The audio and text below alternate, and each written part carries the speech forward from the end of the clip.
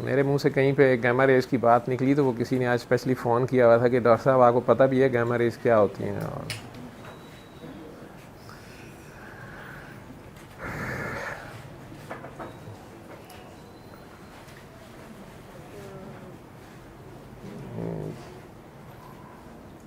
Gamma raise वैसे radiation में use होती हैं। एटम बॉम्ब जब यूँ कह लें कि न्यूक्लियर मटेरियल जिस वक्त फटता है उसके मुर्दार से जो वेव्स निकलती हैं, आप यूँ समझ लें, उसके फ्यूसिलेज से जो निकलती हैं बड़ी ताबकारी शुआएँ होती हैं जिससे तबाही फैलती है सारी।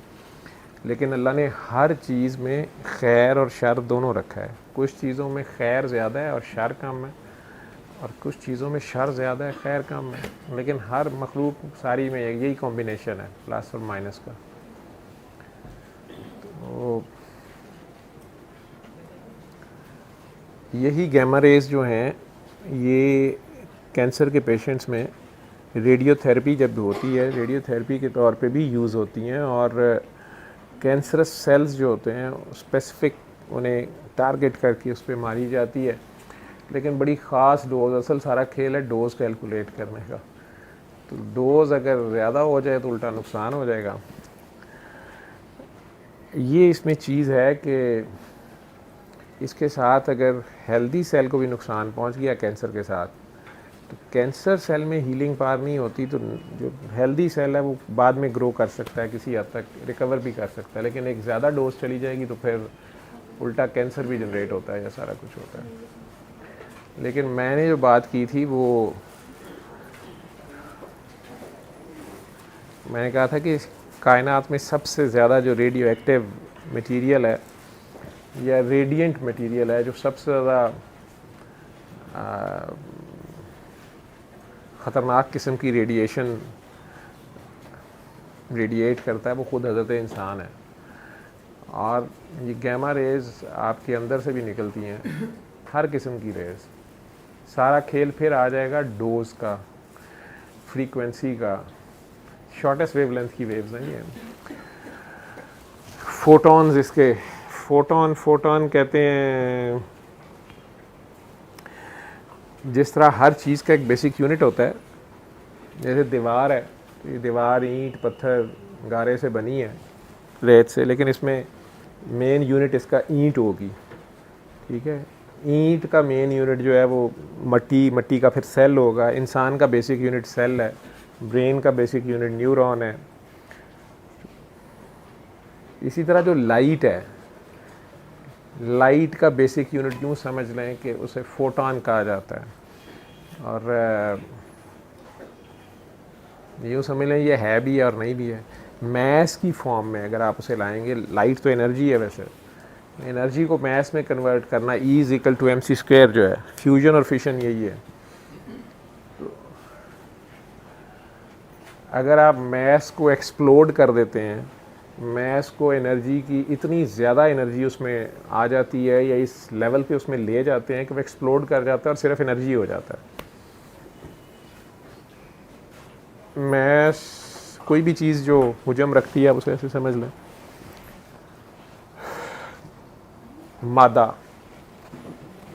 मादी दुनिया ना, ये हमारी मादी दुनिया है। इसी के अंदर एनर्जी या स्पिरिट, मैं ये नज़र मेरा मादी जिस्म नज़र आ रहा है बशरी तकाज़ों में, और जो मेरे अंदर असल करंट जो मुझे लेके चल रहा है उसे हम रूह कहते हैं या एनर्जी कह लें उसको। वो किस किस्म की एनर्जी है? इलेक्ट्रॉनिक एनर्जी है। जैसे मोबाइल है, इसके अंदर इलेक्ट्रॉनिक एनर्जी भी ज़रूरी है और इसमें पैसे डालने भी ज़रूरी है, रोटी भी चाहिए इसको, ठीक है। इसी तरह इंसान जो है, इसके अंदर पेट्रोल तो इसका खाना पीना सारा कुछ है, लेकिन उसके बावजूद जो चीज़ इसको लिए फिरती है और अचानक चले जाती है, चाहे इसका पेट भरा हुआ हो फिर नहीं चलती है, वो हम उसे स्पिरिट कहते हैं या लाइट कह रहे हैं आप, या एनर्जी या नूर, अल्लाह की रूह, जिसके बारे में इससे ज़्यादा बात वो तो नहीं हम डिस्क्राइब करते। लेकिन बहरहाल वो जो भी स्पिरिट, रूह, एनर्जी इंसान को भी लिए फिर रही है या रोशनी, उसका भी जो बेसिक यूनिट है किसी भी एनर्जी का, उसे आप फोटॉन कह लें, लाइट। लाइट हमें बहरहाल नज़र तो आती है ना, चाहे हमारी आंखें, उसकी बेसिकली हमारी आंखों के लिए ये लाइट है। हमारी आंखों को ये अंधेरे और लाइट के कंट्रास्ट से हम देखते हैं। ये फोटोन जिसको नाम दिया गया ये खुद ही अपना ही एंटी, यूँ कह ले कि एंटीथीसिस भी अपना यही है, ये है भी है और नहीं भी है, इसका प्लस माइनस ये खुद ही है, ठीक है। इसका जो मनफी मुस्बत है ये खुद ही है, मस्बत भी है मनफी भी है, और ये सारे फोटॉन्स मिल के एक एनर्जी बन रही है, उसमें वेव्स हैं। तो गैमा रेज जो हैं ये शॉर्टेस्ट वेवलेंथ की वेव्स हैं, और इनमें मज़ेदार बात यह है कि इनके लिए टर्म यूज़ होती है इलेक्ट्रोमैग्नेटिक। जैसे मैं मैग्नेट से आप लोगों को समझाता हूँ, और बिजली तो आप सारों को आप समझिए, जिसको ज़िंदगी में एक बार भी करंट लगा है उसे पता है कि करंट क्या होता है, ठीक है, बिजली क्या होती है। और मैग्नेट की समझ लोहे को आती है। मैग्नेट क्या होता है, ये मैग्नेट की किस किस्म की ग्रेविटेशनल पुल है जो लोहे पे तो काम करती है लेकिन लकड़ी पे नहीं करती है, लकड़ी उसको लिफ्ट नहीं कराती है, या लकड़ी उससे ऑपोजिट है, जो भी कह लें। तो ये गैमा रेज जो हैं ये मैग्नेट और इलेक्ट्रिक दोनों का कॉम्बिनेशन है, इलेक्ट्रोमैग्नेटिक वेव्स हैं। हमारे अंदर इलेक्ट्रिसिटी तो है, ईसीजी करके हमने देख लिया कि हार्ट से इलेक्ट्रिकल एक्टिविटी निकलती है और हम उसे यहाँ पे और यहाँ पे बॉडी में डिटेक्ट करते हैं। मैग्नेटिक वेव्स भी होंगी जो लोहे को पुल करती हैं, या दूसरे मैग्नेट को भी पुल कर सकती हैं, या पुश भी कर सकती हैं, और दोनों का कॉम्बिनेशन जो है वो गैमा रेज हैं। जो मैं कह रहा हूँ कि आप बोलते हैं तो भी एनर्जी रेडिएट हो रही है ना, एनर्जी यूज़ हो रही है ना, डिस्ट्रॉय तो नहीं होती, कंज्यूम हो रही है तो किसी और एनर्जी फॉर्म में जा रही है, रह तो एनर्जी ही रही है। तो कायनात में एनर्जी रेडिएट हो रही है, दूसरों को जाके लग भी रही होगी। मैंने इससे भी आगे बात की थी कि जो मेरी सोच है, मेरी सोच की जो वेव्स हैं, मैं अपने दिल में अल्लाह कहता हूँ तो उससे भी वेव्स क्रिएट होती हैं। कोई भी इंसान अपनी जो सोचें भी सोचता है उससे वेव्स क्रिएट होती हैं, और कितनी दूर तक जाती हैं ये एक अलग बात है, कहाँ तक इफ़ेक्ट करती हैं। मेरे फ़ोन से जो निकल रही हैं ये अमेरिका से डिटेक्ट हो रही हैं, जापान से भी हो रही हैं, और वो वहाँ से डिटेक्ट कर रहे हैं और यहाँ पे भी फ्रीक्वेंसी पकड़ लेती है और सारा कुछ। खैर, और ये इंसान की बनाई हुई चीज़ है, ये इंसान की बनाई हुई चीज़ है। खुद हज़रत इंसान क्या होगा,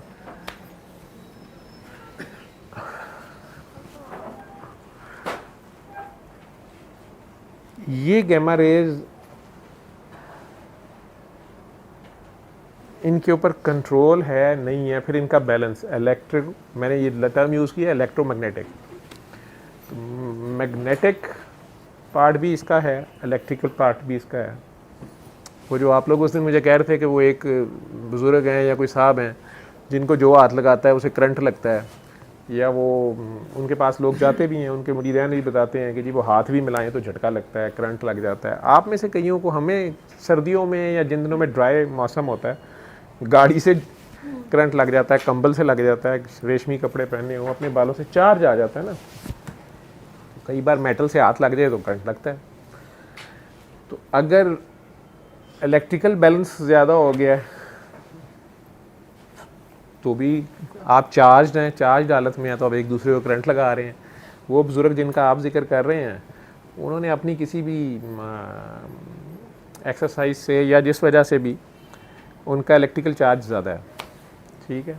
अब वो सारों के लिए ज़्यादा है या नहीं है वो एक अलग बात है। वो बकरी के लिए, बकरे के लिए, छतरे के लिए, गेंडे के लिए, हाथी के लिए, अगर वो ज़राफ़ा हैं या ऊँट हैं तो बाकी सारों के लिए वो ज़्यादा है। लेकिन अगर ऊँट किसी पहाड़ के नीचे आएगा तो उसे पता चलेगा उसका करंट जो है यहाँ पे नहीं चल रहा। अल्लाह ने कायनात में हर चीज़ के ऊपर उसकी, उससे ऊपर भी चीज़ रखी है। हर इल्म वाले से ऊपर इल्म है और हर इल्म वाले से ऊपर इल्म है, और जहाँ सारे इल्म ख़त्म होते हैं वहाँ से भी इश्क शुरू हो रहा होता है। ये भी जहन में रखिएगा। अब इश्क है क्या, ये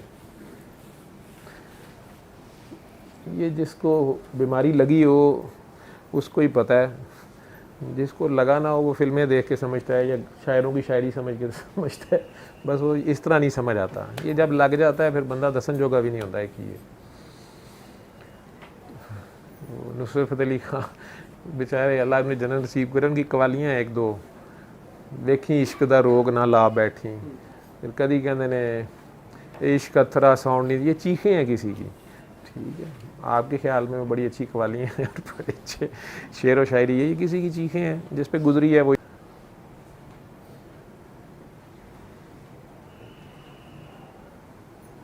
वो गालिब साहब का शेर है, हम पे गुजरी सो गुजरी शबे हिजरा, या किसी और का है, कुछ इस तरह का ही है।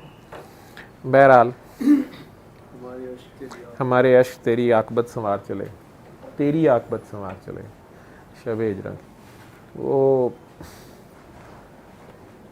ये जब तक किसी का ज़ाती तजर्बा ना हो उसे समझ नहीं आती है। आपकी ज़ात के ऊपर गुजरे, किताबें पढ़ने से दिमाग ख़राब होता है, किताबें पढ़ के सुना के तो बंदा खामखा अपने ऊपर अप्लाई करता रहे, फिर नहीं फ़ायदा होता। एनीवेज़ जब ये कैफियत आप उसमें से गुज़रते हैं तो समझ आती है। इसी तरह कुछ लोगों में मैग्नेटिज़म ज़्यादा होता है। तो जो दूसरा सवाल आपको उन साहब ने पूछा और बड़ा एतराज़ किया कि जी ये जो सो कॉल्ड अल्लाह वाले हैं, इनकी महफिल में औरतें ज़्यादा क्यों होती हैं, या औरतें इनके ऊपर गिरती क्यों हैं, या फ़लाने को हमने देखा उसके साथ औरतें बहुत अटैच थी, या फ़लाने के पीछे औरतें बहुत भागती थीं, और या दूसरे भी जो लोग थे वो भी बस हमें ये तो नज़र ही नहीं आया, अकीदा कूदा तो नज़र नहीं आया, वो अजीब ही प्यार मोहब्बत किस्म की सोच थी, अकीदत ज़्यादा थी, पागलों की तरह ऊपर मर रहे थे, तो अकीदा नज़र नहीं आया। अकीदा बड़ा ज़रूरी है इल्म में, शरीयत में, होश में, डेफिनेटली उसी से पहचान भी होती है और तारुफ होता है। इश्क का कोई अकीदा नहीं भाई, इश्क तो जिसको हो गया है, जिधर हो गया है। मजनू को लाख बताते रहो लैला काली है, कहाँ उसे समझ आती है, वो उसके कुत्ते के भी पाँव चूम रहा होता है, वो जुनून की हालत में है। हमारे रेफरेंस में वो जुनून की हालत में है। और जो आप में से किसी ने वो कमेंट लिखा है कि जी वो बच्चा पागल है, एब नॉर्मल है, आपको पहले नॉर्मल डिसाइड करना पड़ेगा। अगर आप ख़ुद को नॉर्मल कह रहे हैं तो अन करीब आपको कुछ ऐसे नॉर्मल मिलेंगे जिनके नज़दीक आप एब नॉर्मल होंगे। किसी को बहुत जल्द एब नॉर्मल ना कह दिया करें, कहना भी हो तो सुपर नॉर्मल कह लिया करें, ठीक है। अपने से बेहतर ही कहा करें यार को, यहीं रहेंगे तो ज़िंदगी आसान गुजर जाएगी। खैर, अब ये तो वैसे अल्लाह वाले ही बताएं कि उनकी महफ़िलों में या उनके इर्द गिर्द लोग उनके ऊपर पागलों की तरह क्यों गिरते हैं, जैसे शहद पे मक्खियाँ गिरती हैं, या शमा पे परवाने गिरते हैं, या मैग्नेट पे लोहा गिरता है। आम नज़र तो यही देखेगी और शरीयत की तो कैद लगेगी, ज़ाहिरियत की या माशरे की भी लगेगी। हर माशरे के कुछ नॉर्म्स होते हैं, उसके मुताबिक आपको रहना पड़ता है।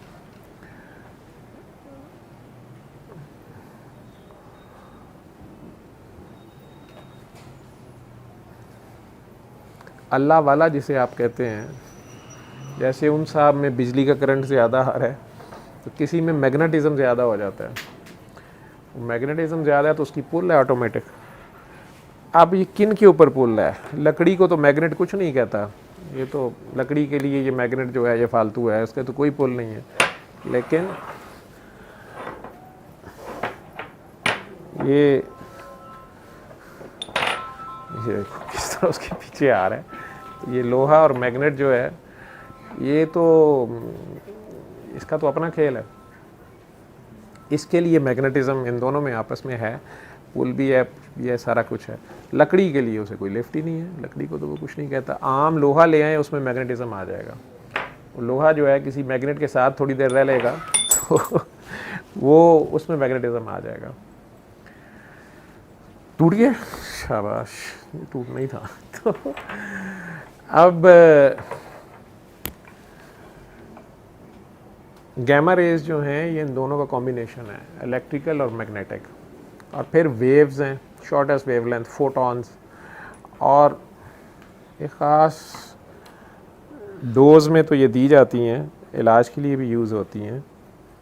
लेकिन मैं ये कह रहा हूँ कि ये अगर हर एटम में से निकल रही है ना, एटम के अंदर है, तो आपके जो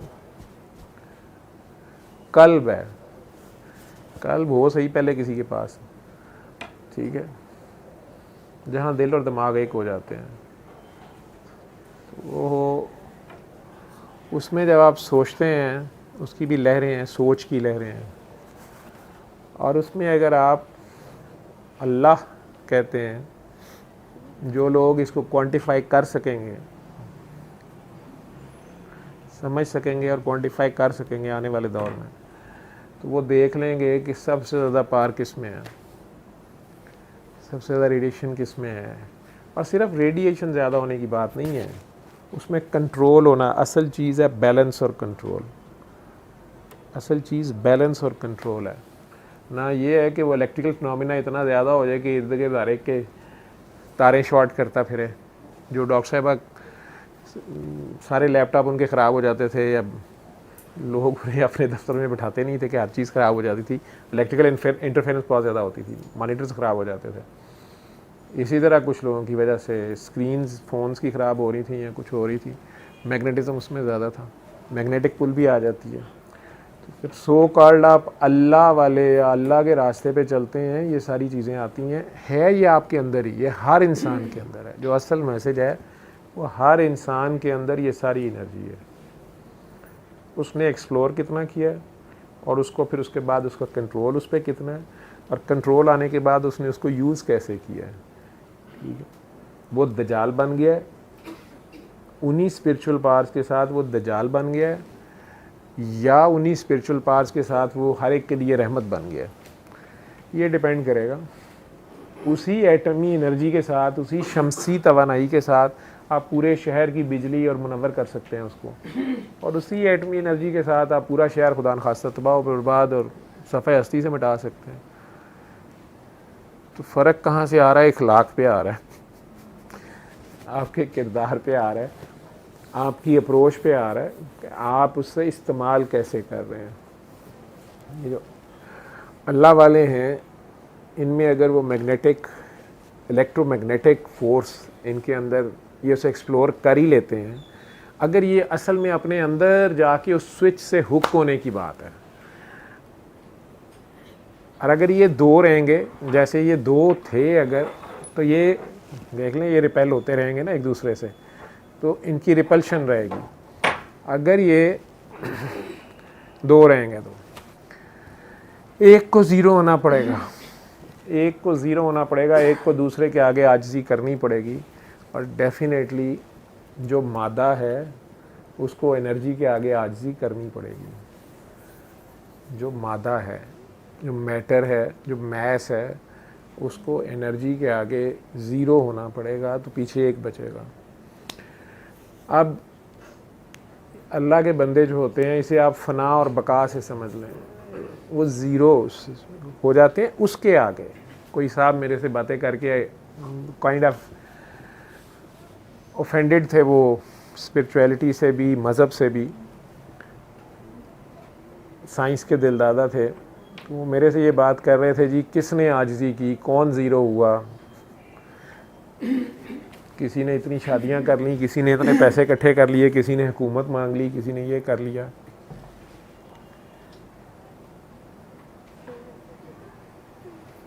मुझे उनकी सोच पे प्यार आ रहा था, क्योंकि जिस कुएं के फ़िलहाल वो मेंढक थे, उनकी जो यार्ड स्टिक्स, उनके जो फुट्टे या नाप तोल का अशारी निज़ाम था, वो मादे पे ही मुनसब था। तो वो जो ज़ीरो हुए हैं अल्लाह की तौफीक से ही, वो अल्लाह के आगे ज़ीरो होते हैं। वो अल्लाह की खातिर अपने घर बार, जान माल, औलाद, इज़्ज़त, वक्त, शोहरत, सांसें, वो सब उसके नाम पे कुर्बान करते हैं। और ये कोई एक बार नहीं होता, ये हर लम्हे का टेस्ट होता है, ये हर वक्त का टेस्ट होता है। कभी रहते हैं, कभी कर जाते हैं, कभी नहीं भी करते। तो जूं वो कुर्बान होते जाते हैं, कुर्बानी देते जाते हैं उसके लिए, उस फोर्स को जिसको देखा नहीं है किसी ने, लेकिन उसका एहसास रखते हैं। अब ये एहसास सारे नहीं रखते, कुछ चलते फिरते मुर्दा हैं, अंधे हैं, गूंगे हैं और बहरे हैं, वो एहसास नहीं रखते। मुर्दे में एहसास नहीं होता। तो जो एहसास वाले हैं, कल मेरे पास एक काकी जी यंग एज में आई हुई थी, मैंने ज़िरवा के बाद दूसरा बंदा देखा, इसकी आंखों की छमछम ही बंद नहीं हो रही थी, और डॉक्टरी के फाइनल ईयर में इसलिए छोड़ के डॉक्टरी घर बैठ गई है कि मरीज़ों का कोई ध्यान नहीं रख रहा, तो मैं भी इसी तरह की डॉक्टर बनूंगी। रोई जा रही है, सर दर्द ठीक नहीं, पूरा जिस्म उसका एक फोड़ा था, पूरा जिस्म एक दर्द था। घर वाले अपनी जगह परेशान हैं कि ये साइको हो गई है, पागल हो गई है। वही जो साहिबा कह रही हैं एब नॉर्मल, तो अब बाकी सारे बेहिस लोगों के लिए वो एब नॉर्मल है, और मेरे नज़दीक वो सबसे ज़्यादा नॉर्मल है, वो सबसे ज़्यादा हसास है। मुझे कह रही थी ये बाहर जो आपके अगले पेशेंट बैठे हुए हैं इन्हें क्या तकलीफ़ है, मैंने कहा आप बताएं। उन्होंने कहा मुझे लगता है कि उन्हें गुर्दे में शदीद दर्द है। मैंने कहा क्यों, आपको कैसे पता चल गया, आप तो डॉक्टरी पूरी की नहीं फाइनल ईयर में। मैंने कहा इसलिए कि मुझे उस वक्त से गुर्दे में बहुत दर्द है। मैंने कहा अगर आप गुर्दे में आपके बहुत दर्द हो गई है तो उनकी दर्द लाजमी कम हो गई होगी। जब वो मरीज़ आया तो उसने मुझे कहा डॉक्टर साहब ਤੁਹਾਡੇ ਤੇ ਇੱਥੇ है ही कोई बड़ी बरकत है, मैं इन्नी दर्द ना लाया सा, गुर्दे ही दर्द सी, मैं बाहर बैठा ही ਤੁਹਾਡੇ ਕੋਲ बारी आने तो पहले ही मेरी दर्द ठीक हो गई है। मैंने नहीं उसे बताया कि तेरी दर्द तो कोई और ले गया है। ठीक है, तो ऐसे भी कुछ लोग होते हैं, मेरे तजर्बे में आए हैं, बार बार आए हैं ऐसे लोग, बहुत थोड़े हैं, लेकिन अल्लाह की शान है, अल्लाह खुद एक निज़ाम चला रहा है और उस निज़ाम में उसने कहाँ लाइट्स लगानी है, कहाँ स्ट्रीट लाइट्स चाहिए, कहाँ ज़्यादा पावर की चाहिए, कहाँ कम की चाहिए, कहाँ रेडिएंट इंसान चाहिए और कहाँ एब्जॉर्बेंट्स चाहिए। ठीक है, और ख़ुद उसका जो हाल था, उसे घर वाले के हमें ये समझ नहीं आती इसकी आंखों से पानी बंद क्यों नहीं होता, इसकी आंखों में ट्यूबवेल लगे हुए हैं, इतने आंखों वाले डॉक्टरों को हमने दिखाया है, इसकी जो है डॉक्टर साहब सर दर्द की वजह से इसकी आंखों से पानी आना बंद नहीं होता। तो चलती फिरती हमदर्द दवाखाना थी वो। ऊपर से मैंने उन्हें कोई लता या आशा जी का वो गाना था, वो साथी रे तेरे बिना भी क्या जीना। अब मैंने उन्हें सजेशन इस तरह करके देनी शुरू कर दी कि इस धरती से उस अंबर तक मेरी नज़र में तू ही तू है। वो उल्टा मेरे साथ लड़ पड़ी कि अस्तगफिरुल्लाह, आप गाने को जो है अल्लाह मियाँ से रिलेट कर रहे हैं।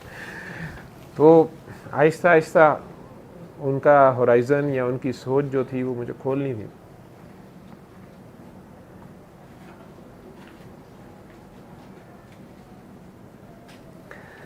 जो असल दौलत है वो उनके पास थी, दर्द की दौलत, एहसास की दौलत वो उनके पास थी। अब डी कोडिंग जो है वो जब तक नहीं होती तो इंसान को तो ये समझ नहीं आती, वो अपने आप को खुदकुशी पे आमादा हुए होते हैं लोग, बल्कि करने की भी कोशिश करते हैं। मरा भी अपनी मर्ज़ी से नहीं जा सकता, ये भी इन्हें पता होता है, कई कोशिशें करते हैं वो भी नहीं कर सकते। घर वाले भी इन्हें शिज़ोफ्रेनिक्स और पता नहीं क्या कुछ कहते हैं।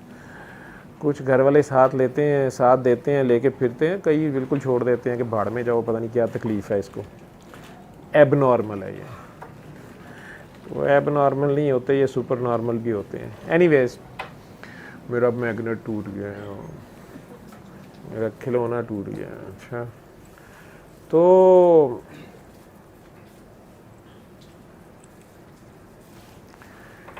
ये गैमा रेज जो हैं, ये जो आपका दिल करता है अल्लाह अल्लाह अल्लाह, जो भी नाम रख लें आप इसको, जो इसकी ऑटोमेटिसिटी है, जो इसमें से वेव्स निकलती हैं, इलेक्ट्रिकल करंट निकलता है, उससे मैकेनिकल हार्ट की एक्टिविटी होती है, और उसके साथ हमारी पूरी बॉडी में सर्कुलेटरी सिस्टम जो है, खून का दौरा होता है, पूरे खून में ऑक्सीजन और खुराक और शुगर और हर चीज़ जाती है, अच्छे मादे जाते हैं, अच्छी गैस ट्रांसफ़र होती है, फिर बाकी गंदी गैस या कार्बन डाइऑक्साइड एग्जॉस्ट गैस वो फेफड़ों तक वापस आती है।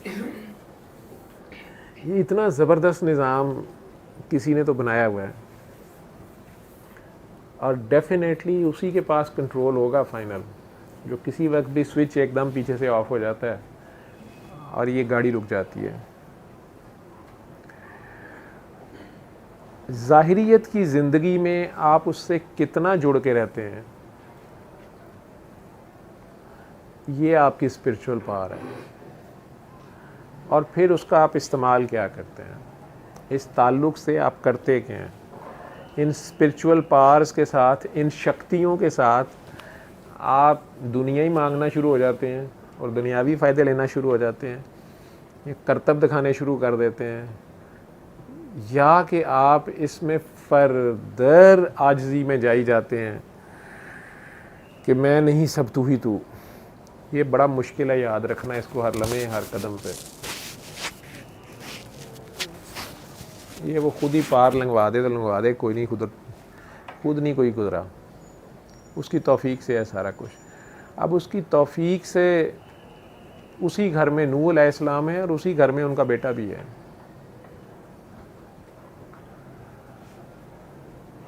उसी मक्का में नबी करीम सल्लल्लाहु अलैहि वसल्लम है और उसी नस्ल में पीछे से अबू जहल भी है, सारे मक्का वाले हैं। मेरे नज़दीक ये प्री डिटरमिनेड होता है, ये पहले से है, उसने किससे क्या काम लेना है, कितना काम लेना है, क्या करना है। तो ये गैमा रेडिएशन या वेव्स जो हैं,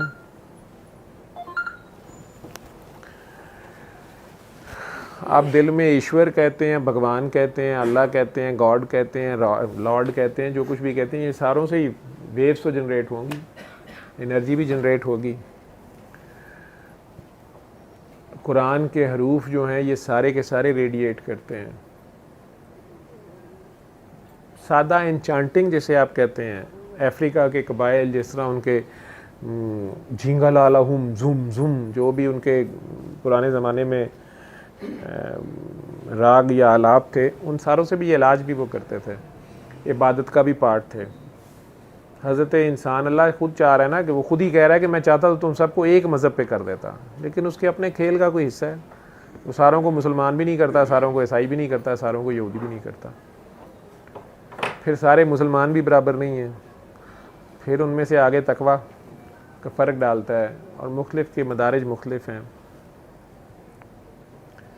लेकिन जो हार्डवेयर है इस हज़रत इंसान का, ये उसने सारों को तकरीबन सेम दिया है। आगे इसका इस्तेमाल, मैंने दोबारा कहा ना कि इसका इस्तेमाल और आप अपने आप को सेल्फ कितना एक्सप्लोर करते हैं। जैसे मैंने अब ये भाई ने दे दिया है मोबाइल इतना महंगा सा, तो अब इसमें कितनी ऐप्स हैं मुझे पता ही नहीं है। मैं बस फ़ोन सुनना है और वीडियो चलानी है, उसमें अगर आ गई है या भेजनी है या एडिट करनी है और मैसेज करने हैं। मेरे बच्चे कई चीज़ें मुझे भी बाबा ये कर लें, आपको ये नहीं पता चल रहा, ये कर लें, ये कर लें, ये कर लें, पूरा इस फ़ोन का ही नहीं पता मुझे। और इसी तरह हज़रत इंसान को अपना पूरा नहीं पता। मेडिकली हम जो हमारे ब्रेन के सेल्स ही हैं, आप यूँ समझ लें कि 100 में से 1 मर के हम यूज़ करते हैं, 1% भी नहीं पूरी लाइफ में यूज़ करते। बाकी सारों का क्या फंक्शन है अभी इंसान को पता ही नहीं है। तो ये जो मैं गैमा रेज, इलेक्ट्रोमैग्नेटिक वेव्स की बात कर रहा हूँ, ये ख़ास फ्रीक्वेंसी से ये हील भी करती हैं, डिस्ट्रॉय भी करती हैं। जो ज़िक्र है एक ख़ास हद से आगे, अगर प्रैक्टिकल में इसके साथ ज़िक्र से फ़िक्र इसीलिए अफजल है कि आप उसको अगर गौर नहीं कर रहे कि अल्लाह फरमा क्या रहा है। अल्लाहु अकबर एक सादा सा लफ्ज़ है, हम सारे बोलते हैं, अज़ान है, हम ऐलान कर रहे हैं अल्लाह सबसे बड़ा है। ये क्या है अकबर, कितना बड़ा है? पहले तो ये बात है कि अल्लाह की तो मिसल ही कोई नहीं है। ठीक, इन दोनों में से अब एक छोटा हो गया, एक बड़ा हो गया। ये छोटा है और ये बड़ा है, ठीक है। ये बड़ा तभी है ना, इसी से इसका कंपैरिजन करेंगे, ठीक। लेकिन ये फ़ोन जितना मर्जी तेज़ है, ये इंसान के बारे में कितना जान सकता है, या एक कीड़ी इंसान के बारे में कितना जान सकती है। और इंसान साहब जो हैं वो इस कायनात के दूसरे सियारों के बारे में नहीं जानते, पहले तो अपने बारे में नहीं जानते। सूरज में क्या कुछ हो रहा है, क्यों हो रहा है, वो कहाँ से आया, क्या नहीं आया, बाकी हज़ारों सियारे हैं, ये सारी कक्षाएँ क्या हैं। और फिर इनको बनाने वाला, इनको गवर्न करने वाला, देखने में इतनी बड़ी चीज़ तो कुछ समझ ही नहीं आती है। तो ये हमारी समझ से भी बियॉन्ड है, लेकिन हमें समझाने के लिए अकबर का लफ्ज़ इस्तेमाल किया गया है। ये हमारी डिक्शनरी है, हम जिस कुएँ के मेंढक हैं, छोटा बड़ा रेफरेंस से हम रिलेटिविटी से जो जानते हैं वो है, अदरवाइज़ हमारी समझ से मावरा है। शायद उसकी शान बयान करना भी गुस्ताखी हो, गुस्ताखी हो। सूरज की अब दिया एक तारीफ़ें करी जा रहा है, तो सूरज को क्या उससे फ़र्क पड़ेगा। एक जुगनू जो है वो अगर सूरज, अगर उसकी मौत आई है तो उसे चिराग भी दिखाएगा आगे से, तो क्या तारीफ़ करेगा, वो कर ही नहीं पाएगा। हाँ, उसको मानना पड़ेगा, मानना ही पड़ेगा, सरेंडर ही करना पड़ेगा। तो मेरी समझ से कहीं आगे है। जिस तरह ये फ़ोन जो है ये पेरेंट कंपनी को मानता ही है, वो जैसे मर्ज़ी पीछे से कर करा रही है, चल चला रही है, ये उसको सबक देने की कोशिश नहीं करता या उससे राब्ता मुनक़ता करने की कोशिश नहीं करता कि नहीं जी नहीं मैं खुद ही चलूँगा। ये टोटल सरेंडर्ड है उसके अंदर। इसी तरह अल्लाह वाला जो है अगर वो सरेंडर कर देता है, ख़ुद को ज़ीरो करता है, तो उसी के अंदर वो कनेक्शन जहाँ पे वो जाके जुड़ता है, वो जो असल एनर्जी का माखज़ है, तो अल्लाह फिर कहता है कि फिर वो मेरा हाथ होता है, वो मेरी ज़ुबान होती है, वो मेरी निगाह होती है। ऐ मेरे बंदे वो मेरा हाथ था, वो मेरी निगाह थी, वो मेरी ज़ुबान थी। क्योंकि ख़ुद वो अगर ज़ीरो होके लगाया हुआ है। मौला अली सारा दिन जंग में पहले नंबर पे गए हैं और आखिर तक लड़ी जा रहे हैं, उन्हें परवाह ही कोई नहीं है जान की, माँ की, औलाद की, बस ये पता है कि अल्लाह का हुक्म है, अल्लाह के लिए। कौन से अल्लाह के लिए? जिसको उन्होंने नहीं देखा। उन्होंने किसको देखा है? उन्होंने नबी करीम सल्लल्लाहु अलैहि वसल्लम को देखा है। उन्होंने नबी करीम सल्लल्लाहु अलैहि वसल्लम की खातिर उनके हुक्म के ऊपर ऐसे सरेंडर किया हुआ है, तो उन्होंने किसी जगह उन्हें नहीं कहा कि जनाब आप 3000 बंदा जो है 3 दिन में ये किला नहीं फतह कर सके, करीब नहीं जा सके, और मुझे अकेले को कह रहे हैं आप जाओ। अगर आप बड़ी अच्छी ऑर्गेनाइजेशन में भी काम करते हो और कोई टारगेट जो है वो सारी ऑर्गेनाइजेशन मिल के नहीं कर सकी और आपको कहा जाए कि जी ये अब आप अकेले कर लें, तो अकल और समझ और इल्म क्या कहेगा? इल्म अकल समझ तो यही कहेगी कि जनाब कुछ ख्याल करो, वैसे ऐसे ही गोली मार दो, मैनू मरवान दी सलाह है तो ऐसे ही मार दो। मतलब जो काम आप 3000 बंदा 3 दिन से नहीं कर सका, आप कह रहे हैं अभी जाके तुम कर दो। लेकिन आगे इश्क खड़ा है। नबी करीम सल्लल्लाहु अलैहि वसल्लम जिस इल्म का शहर है, जिस इल्म का, पता नहीं ये कौन सा इल्म, जिस इल्म का शहर है उसका दरवाज़ा अली है। ठीक है, नबी करीम सल्लल्लाहु अलैहि वसल्लम ने कभी अल्लाह को नहीं ऑब्जेक्ट किया कि नहीं जी ये सारियां मुसीबतां साडे लिए रह गई ने। शोबे अभी तालब 3 साल की काट ली है, बीबी खतीजा जैसा लॉस हो गया है, और भी कई सहाबा कराम, उनके बच्चे और सारा कुछ, वहाँ तो कोई मनोसलवा नहीं मांगा गया। मजाक रहता है उड़ा है कि लो जी ये अल्लाह वाले हैं। उन्होंने वहाँ चमत्कार नहीं दिखाया। उस दिन वो सूफ़ी साहब एक दिखा रहे थे ना कि ये बालों को ऐसे करो तो बारिश हो जाती है, और हो भी गई थी। ठीक है, तो अभी यहाँ पे तो ऐसे ऐसे लोग हैं, पहले भी कह देते हैं, उनकी नीयत तो वो जानते हैं वो किस लिए आप लोगों को समझाने के लिए कर रहे थे, क्या कर रहे थे। लेकिन सरकार दो आलम के साथ तो ब्लाइंड ही चलना पड़ा है उनके साथियों को। 1 दिन नहीं, 2 दिन नहीं, 3 माह नहीं, जिन जिन लोगों ने सियासी धरने दिए हैं, मुख्तलिफ पार्टियों ने मुख्तलिफ दौरों में धरने दिए हैं, तो सबसे लंबा वो लास्ट वाला था इस्लामाबाद वाला, वो शायद 2-3 महीने चला गया था। उनसे पूछें धरना क्या होता है और क्या हशर होता है चंद दिन के बाद ना पानी, और वो भी अगर सोशल बाइकाट के साथ हो रहा हो। आपका सोशल बाइकाट हुआ है, कोई मदद नहीं आनी, कोई कुमक नहीं आनी। उस हालत में 1-2 दिन नहीं, 3 माह नहीं, 3 साल, और फिर उस साथी का साथ देना, उस बॉस का साथ देना, उन नबी करीम सल्लल्लाहु अलैहि वसल्लम का साथ देना।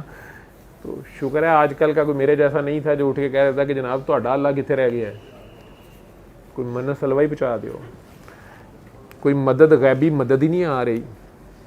ठीक है, 3 साल, आप सिर्फ इस टाइम को याद कर लेना। उन जिन लोगों ने उस वक्त सरकार का साथ दिया है, उनके ईमानों के फैसले आप करते फिर रहे हैं। एक तो मुझे ये बड़ा अफसोस होता है।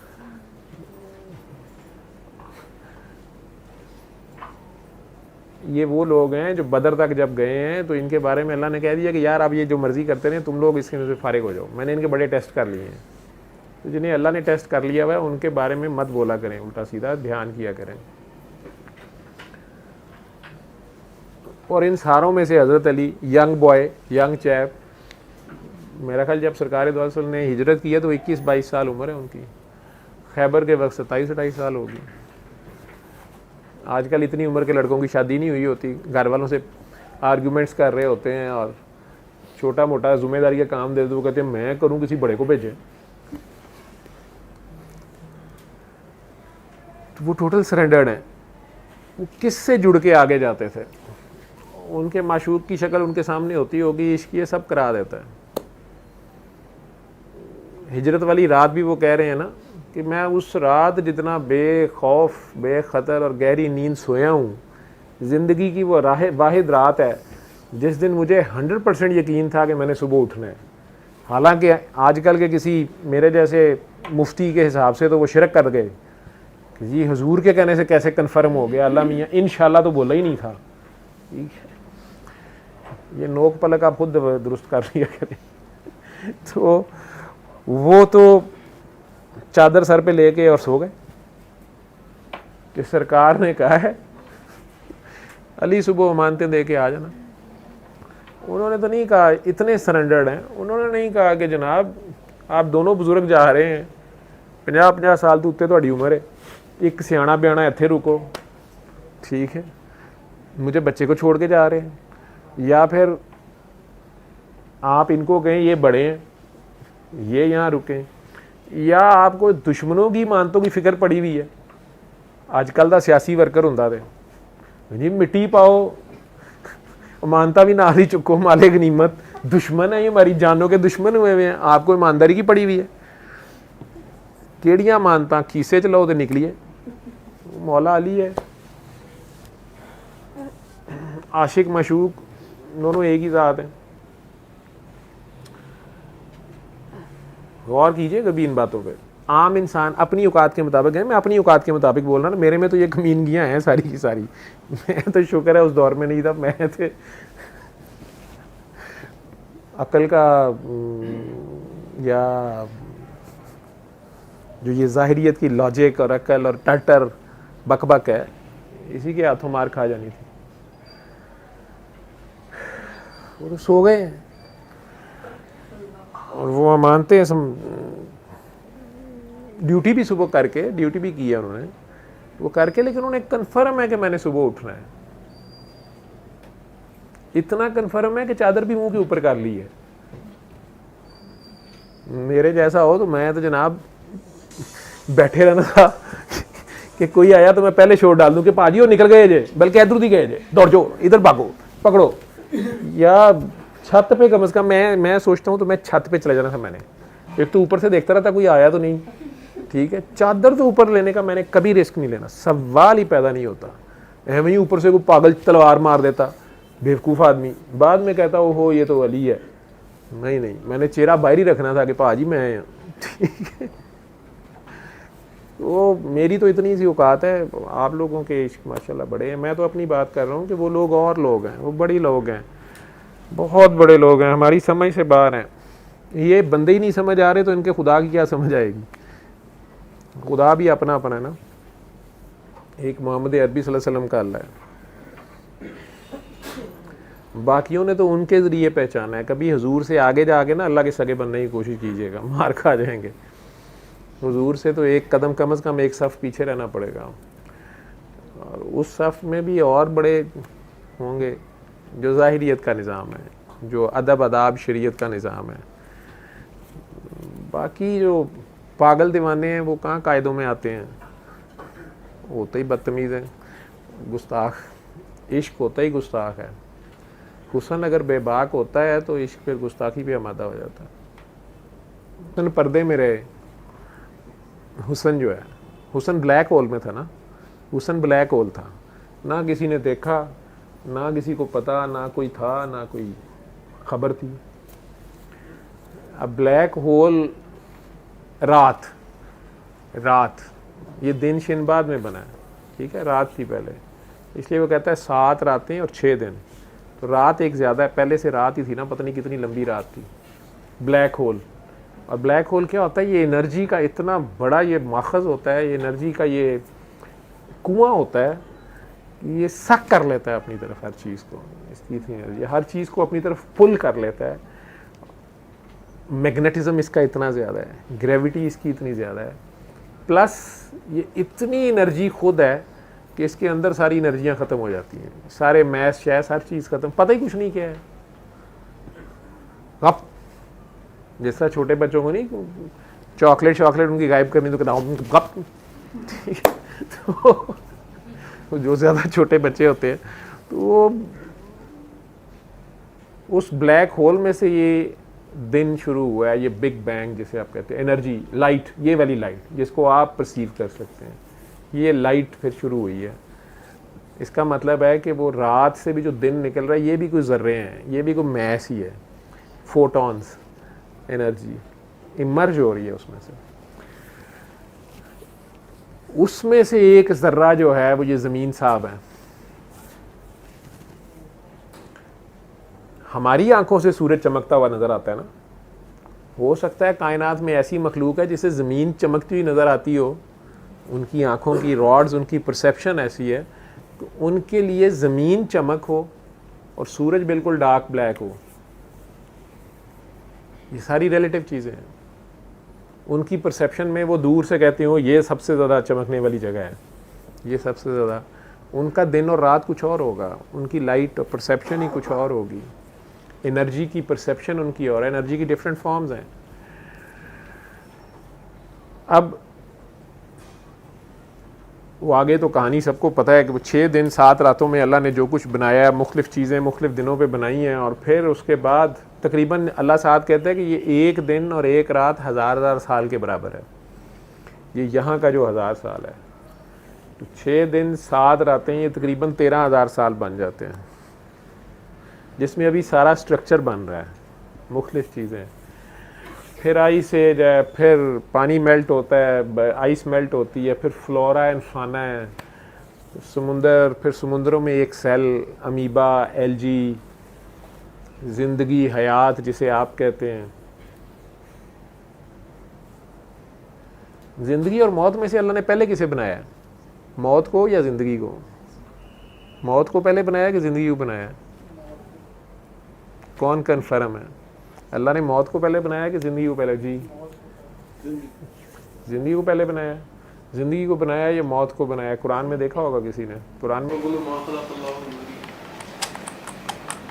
ध्यान से पढ़ें फिर सर जाके, मौत को पहले बनाया या ज़िंदगी?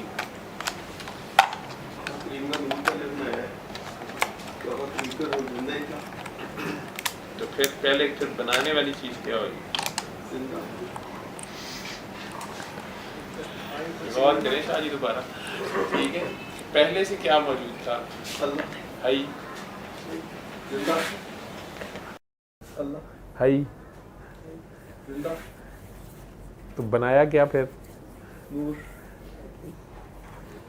चले ये कहीं बीच में फिर फिरकाबाजी ना शुरू हो जाए, उस साइड पे नहीं जाता, हम साइंटिफिक बात ही रखते हैं, एनर्जी और वो सारी। इसमें गौर कीजिएगा, जो ज़ाहिरियत का मतलब है वो भी है, और जो, हाँ जी, ये आयत आप पढ़ रहे हैं ना, अव्वलु खलका,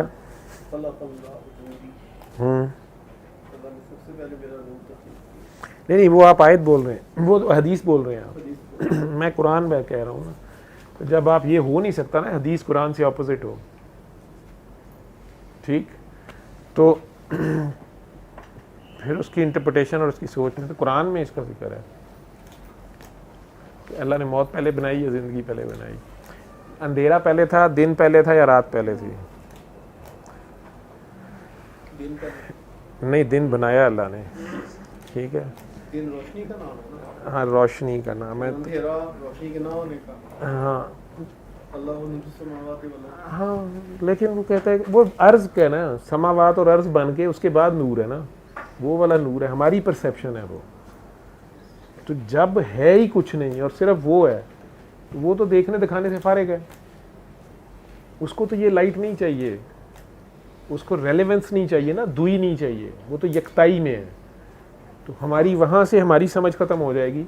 हम लोग तो रेफरेंस के, रिलेटिविटी के मजबूर हैं, हम लाइट और अंधेरे के मजबूर हैं, तभी हम कंट्रास्ट में देखते हैं ना।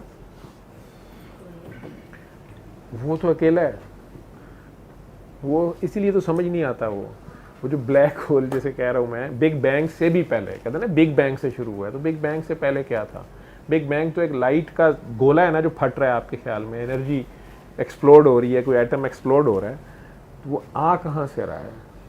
तो हम जब इन चीज़ों को सोचते हैं, अच्छा जी ये कहाँ से आई चीज़, ये कैसे पैदा हुई, ये कहाँ से पैदा हुआ, तो फिर बंदर कहाँ से आया, तो बंदर, हम ये काज एंड इफेक्ट के कैदी हैं, हम काज एंड इफेक्ट के कैदी हैं, ठीक है। अल्लाह इन चीज़ों से वो बियॉन्ड है, होने ना होने, आने ना आने, पैदा होने, बनने बनाने से बियॉन्ड है, ठीक। उसकी मिसाल ये वाला नूर भी नहीं है जो हम कह रहे हैं अल्लाह नूर समावाती वल अर्द, तो वो अगर सिर्फ ये वाली रोशनी है तो फिर अमावस की रात वो रोशनी कहाँ जाती है, ठीक है ना। वो ये कुछ चांद सूरज वाली रोशनी या बल्ब वाली रोशनी तो नहीं है, नूर, एनर्जी। और ये एनर्जी भी नहीं है जिन एनर्जीज़ को हम जानते हैं, काइनेटिक एनर्जी और पोटेंशियल एनर्जी और एटॉमिक एनर्जी, वो इन एनर्जी से भी कहीं ऊपर है, लेकिन बना रहा है। और ये सारा कुछ जो है ये आपके अंदर है, उसका कनेक्शन जो है, जिस तरह इस फ़ोन का कनेक्शन जो है यहाँ पे, इस एक सेट का भी यहाँ पे होते हुए भी ये जापान में या कोरिया में जहाँ से भी बना हुआ है वहाँ कनेक्टेड है, वो वहाँ से इसे अपडेट डाउन डेट, ठीक है। इसकी किताब बदलते रहते हैं, नई से नई चीज़ें इसमें आती रहती हैं। तो इसी तरह हर इंसान इंडिविजुअली जो है वो कनेक्टेड तो है कहीं, वो कनेक्शन जो हमारे अंदर है, उस कनेक्शन को भूल के हम ये जो बाहर की हमारी मजबूरियाँ और हमारे मुस्लिम मसाइल और लालच और ख्वाहिशात और जो चीज़ें हमें अट्रैक्ट करती हैं, हम उनकी तरफ भागते हैं, मटीरियल की तरफ, मादा की तरफ। बल्कि हमारी उम्मत का तो फितना ही मादा है, मैटर है, ठीक है। एनर्जी हमारे पास, हमारा एनर्जी का मसला ही नहीं है। एनर्जी हमारे पास जितनी है हम उसको रियलाइज़ ही नहीं कर रहे, हम उसे इस्तेमाल ही नहीं कर रहे, ठीक है। जो काकी नहीं आई, वो आज फ़ोन पे पता नहीं कहाँ से उसने कोई डॉक्यूमेंट्री देख लिया, तो वो रोई जा रही थी मुझे फ़ोन पे कि नहीं तो सर, लेकिन ये दजाल का ज़माना है ना, तो इसीलिए इमरान खान भी कामयाब नहीं हो रहा। और वो मुझे दजाल साबित कर रही थी कि फ़लाँ दजाल है, फ़लाँ कुव्वतें दजाल हैं, लेकिन दजाल के सामने तो कुछ नहीं हो सकता। तो मैं उसे हर बात पे आगे से कह रहा था कि ये मुझे बताओ कि अल्लाह है कि नहीं है।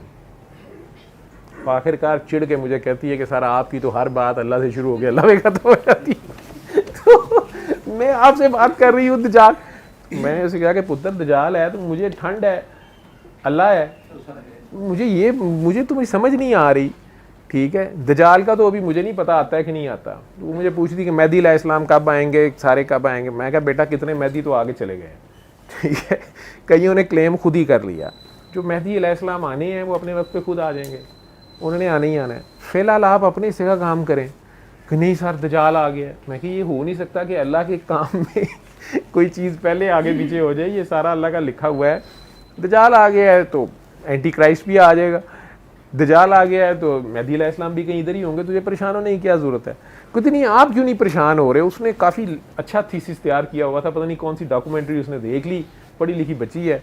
वो कहती मुझे तो सारी रात नींद नहीं आई, रो रो के उसका अशर के जी सारी निशानियाँ पूरी हो गई हैं, दजाल आ गया है और हम सारों की कमबख्ती आ गई है। और इकनॉमिक्स और ये सारी जितनी टर्मिनोलॉजी है आजकल की, उस सारी के साथ मुझे वो बता रही थी कि अनकरीब पेट्रोल 200 रुपये में चला जाएगा, फलानी चीज़ ऐसे हो जाएगी, खाने पीने का ये हो जाएगा, हमें ऐसे हो जाएगा, दवाई नहीं मिले, पता नहीं क्या सारा बेचारी सोच सोच के तो साइकी की पेशेंट बन गई हुई थी वो। उसे मैं बार बार एक ही बात कह रहा था कि बेटा मुझे ये मसला ही नहीं है, मुझे तो ये बड़ी तसल्ली है कि अल्लाह है। तो आखिरकार वो चिढ़ के मुझे कहती है कि आप हर बात का जवाब अल्लाह है, आपको बात नहीं मेरी समझ आ रही, कितना गंभीर समस्या है। तो मैं उसकी कह रहा था पुत्र अल्लाह है कि नहीं है, मुझे ये बताओ, तुम्हें क्या फ़िक्र पड़ा हुआ है। जब अल्लाह है, जब अल्लाह है तो वो दजाल को भी देख लेगा, तीनों की वक्त पे है, तो क्यों पर पागल हो गई हैं, ठीक है। वो फिर पता नहीं, मुझे तो वो कॉमर्स की टर्मिनोलॉजी भी नहीं आती जो उसने पढ़ ली है। तो मैं कहा यार तू पढ़ के पागल हो गई है, कदे क्या गया सी कि इल्मू बस करी हो यार, इल्मू इसको हरफ दरकार।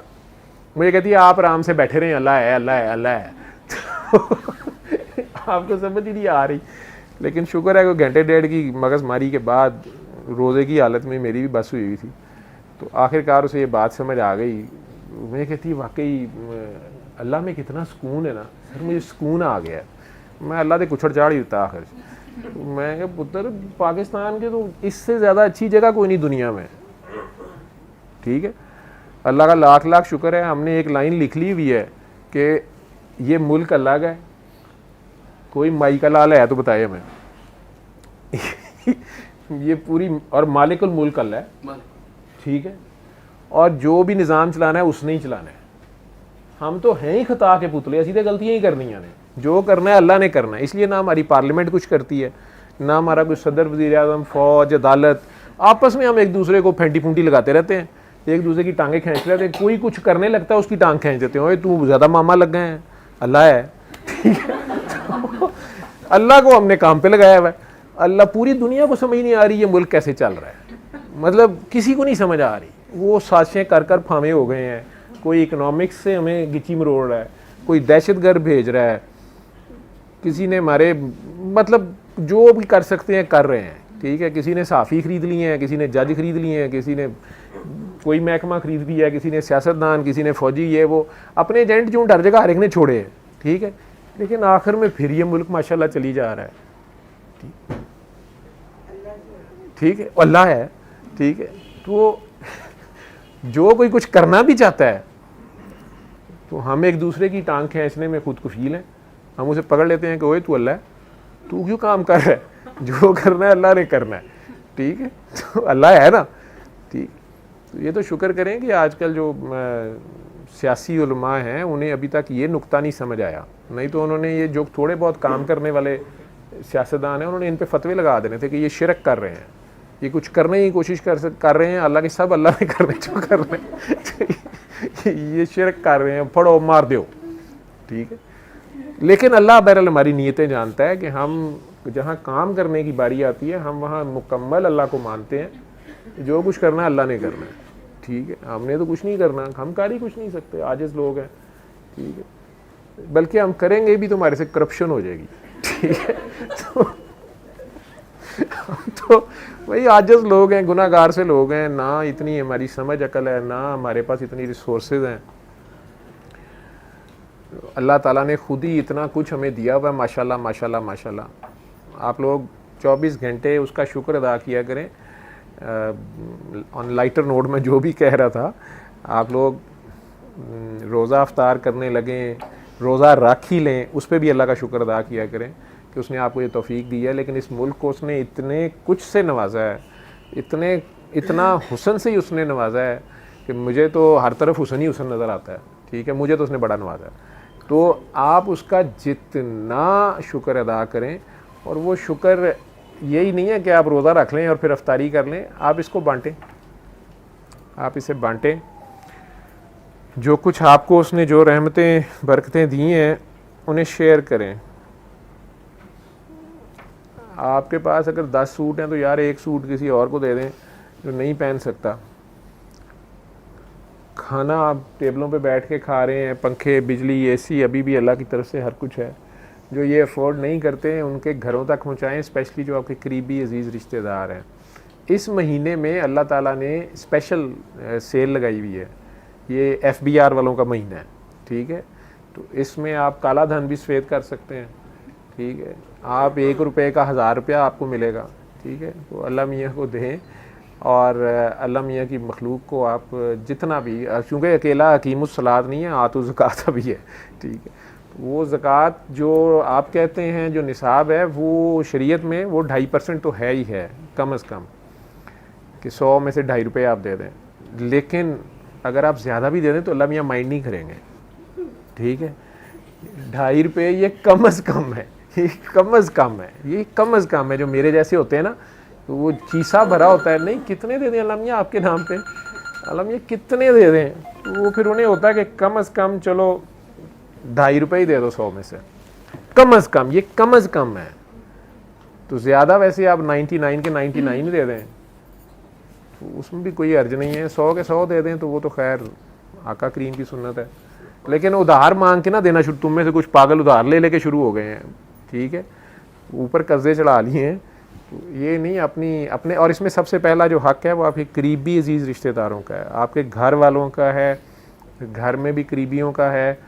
असल में हेल्प करना अल्लाह के नाम पे। अगर आप ये याद रखेंगे ना कि अल्लाह है, आपको दजाल की पड़ी हुई है, वो यार अल्लाह है तो आप अल्लाह के लिए करें, दजाल को अल्लाह खुद ही देख लेगा, ठीक है। दजाल का जो अब्बा है ना शैतान, उसको सदियां हो गई हैं, वो नहीं अभी तक कामयाब हुआ, तो आपको क्या मसला पड़ा हुआ है? आप अल्लाह है, आप अल्लाह के लिए करें, जो कुछ करें, आप चाहे 2 रुपये ही दें, आप गरीब किसी की मदद करें, मस्कीन की करें, जिसकी खांसी ठीक नहीं हो रही ना, वो 100 सिरप लेके खांसी के वो किसी हॉस्पिटल जाके दे आए, ठीक है, फ्री, ठीक है। ऐसे करके देखें।